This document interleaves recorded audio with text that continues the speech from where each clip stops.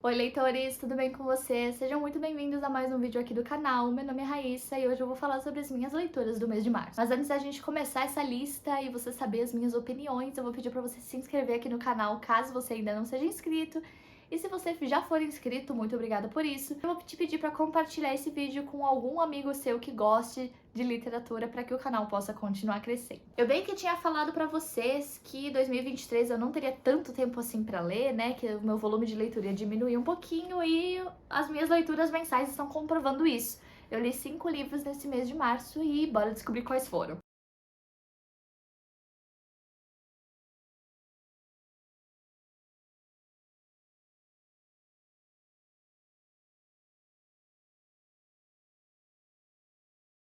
Minha primeira leitura, na verdade, foi uma releitura, né? A série adaptação de Daisy Jones and the Six acabou saindo pela Prime Video no comecinho do mês de março. E eu resolvi que eu queria reler o livro para que eu pudesse ter uma experiência mais crítica com a série. Então eu acabei relendo aí nos primeiros dias do mês o livro da Taylor Jenkins Reid e foi uma experiência um tanto quanto curiosa. No comecinho dessa leitura eu não tava tão apegada à história, eu já não tava achando tão incrível igual a primeira leitura e provavelmente porque eu já sabia tudo o que ia acontecer. Apesar disso, eu ainda achei que esse formato da Taylor Jenkins Reid deu super certo, que ela conseguiu fazer um livro em formato de documentário, sem nenhuma descrição, funcionar muito bem. Então o começo foi meio morninho pra mim, mas depois eu fui me reapaixonando por essa história e eu acabei deixando a mesma nota original, tá? Que foi 4 estrelas. Pra quem não conhece essa história aqui, a gente vai acompanhar duas frentes. A primeira é a Daisy Jones, que ela é uma menina que nunca levou muita atenção dos pais dela, os pais dela meio que cagavam pra ela, não estavam nem aí pro sonho dela. Ela gostava muito de música, só que ela não tinha incentivo, então antes dela se tornar maior de idade, ela acabava indo escondida para algumas festas, para ver as bandas tocarem, e desde cedo ela também começou a se envolver com drogas, com álcool e tudo mais. Ela trabalhava como garçonete, até que um cara acabou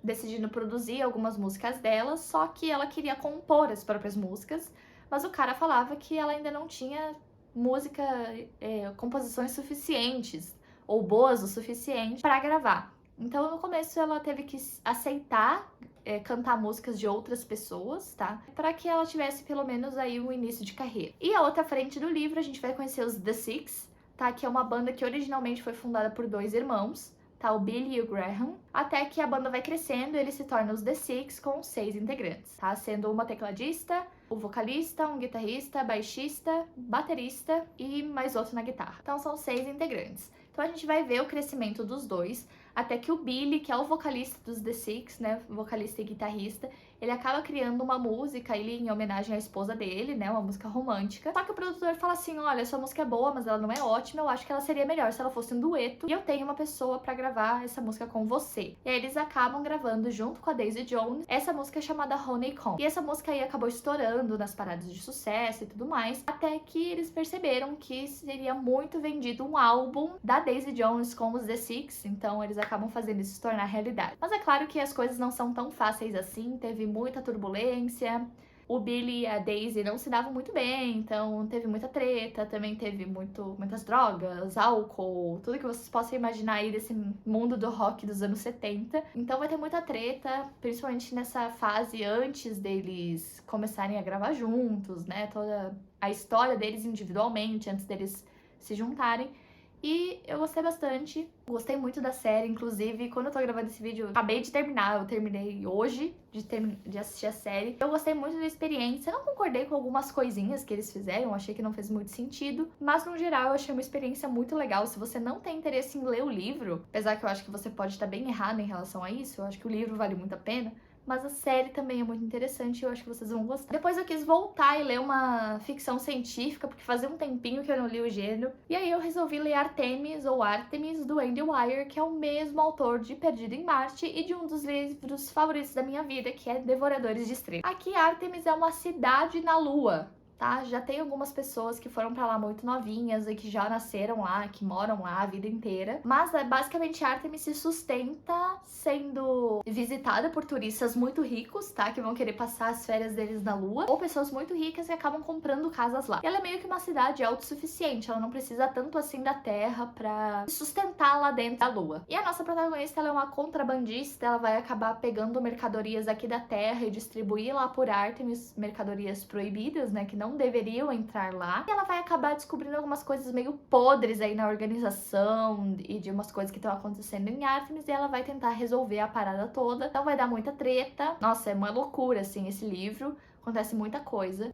Eu acabei dando 4 estrelas pra esse livro. Eu achei aqui que a escrita do Wendy Wire tá mais fluida, tá mais didática, não tá tão cativa como os outros livros dele, então eu acho que isso é um ponto muito positivo. É um livro super fluido, eu amo como o Wendy Wire consegue transformar a ficção científica numa coisa fácil de consumir. Eu acho que é por isso que eu sou tão apaixonada pelas obras dele, porque ficção científica sempre foi um gênero que me amedrontou muito durante muito tempo. Com ele eu consegui entrar aos poucos aí nesse universo e eu tô amando. Só que eu não me apeguei tanto aos personagens de Artemis quanto eu me apeguei aos outros personagens dos outros livros dele. Mas no geral foi uma experiência muito legal, muito divertida, foi um livro muito interessante de acompanhar que eu acabo recomendando pra vocês, principalmente pra quem é iniciante em ficção científica. Depois de ler Artemis ou Artemis, eu acabei fazendo o meu desafio do mês de março, que se você não sabe, eu decidi fazer 12 desafios literários no ano de 2023. E o desafio do mês de março era ler 2 livros fora da minha zona de conforto e eu decidi ir pros livros clássicos, que fazia muito tempo que eu não lia. E o primeiro deles que eu li foi Viagem ao Centro da Terra, do Jules Verne. Nesse livro a gente vai ter um geólogo, que ele é, digamos assim, muito especialista na profissão dele, e ele estuda muito, um dos caras aí foi, digamos, o pioneiro aí da profissão. E ele vai comprar um livro num sebo, assim, antiquíssimo desse cara, e ele vai ver nesse livro que tem algumas anotações à mão, né, desse autor antigaço, e que tem uma localização que vai levar ao centro da Terra, e ele diz que o centro da Terra não é nada do que os geólogos estavam pensando que fosse. Então a gente vai acompanhar a jornada dele e do sobrinho, também segue aí o mesmo viés de profissão e acaba trabalhando com ele, nessa viagem ao centro da Terra para ver se realmente o cara tá falando é verdade. E é um livro muito legal, muito interessante, assim, foi um livro que me entreteve bem, eu dei 3 estrelas e meia pra ele. O que me cansou foi o autor, pelo jeito, é fascinado por geologia,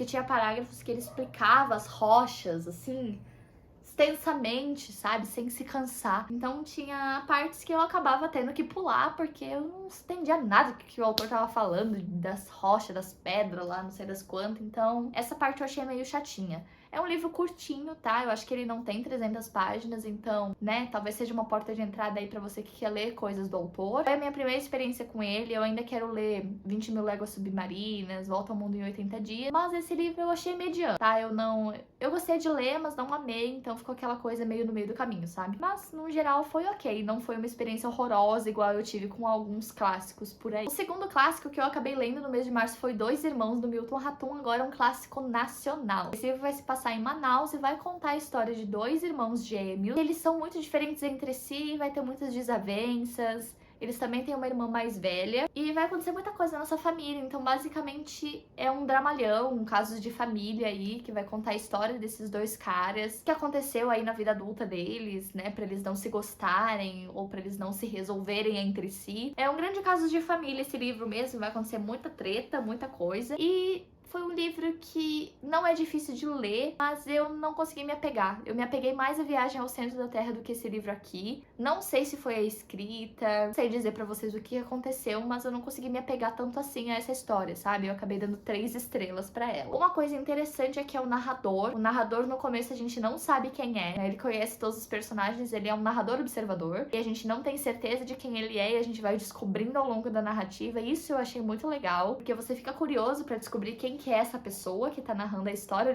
dessa família, né? E você vai tentando adivinhar, então isso eu achei muito legal, muito bem construído pelo Milton. Outra coisa legal é que esse livro se passa a maior parte dele em Manaus, então é um livro que retrata o norte do país, diferente de outros clássicos que falavam somente de São Paulo, Rio de Janeiro, ou até mesmo do Nordeste, que a gente tem muito na nossa cultura, né? Então eu achei legal um livro retratar lá a parte norte do país e como que funciona, como que é em relação à cultura, o que acontecia naquela época. Então, nesses aspectos eu gostei muito, mas eu acabei não me apegando muito aos personagens, então a experiência ficou bem mediana aí. Eu também li um livro de não ficção no mês de março, que foi Sapiens, Uma Breve História da Humanidade, que eu tava enrolando pra ler há muito tempo, então eu basicamente desencalhei esse livro, porque eu acho que eu comprei ele em 2021 ou 2020, uma coisa assim. Então faz muito tempo.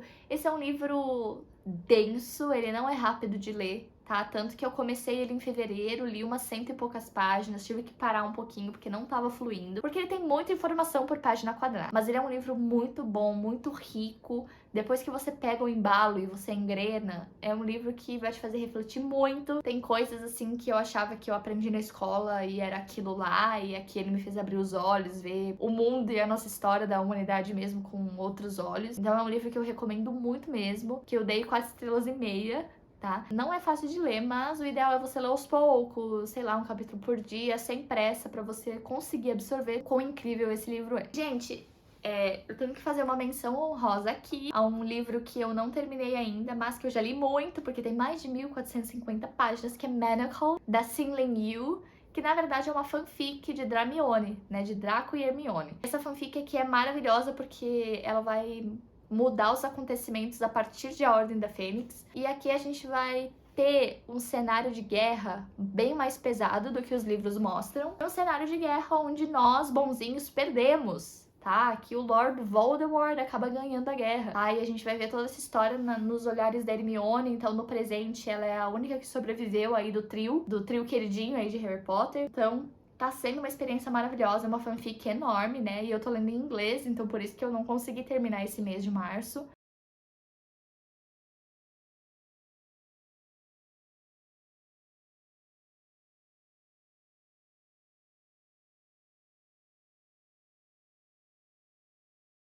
Mas eu já passei de 60%, eu tô amando mesmo.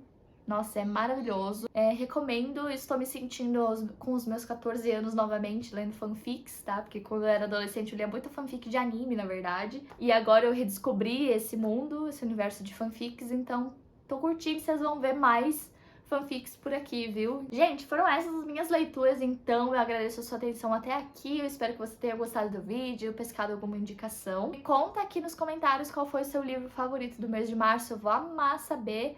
Então, bora bater um papo ali nos comentários. Não esquece que semana que vem a gente tem mais um compromisso marcado com o próximo vídeo aqui do canal. Um beijo, tchau!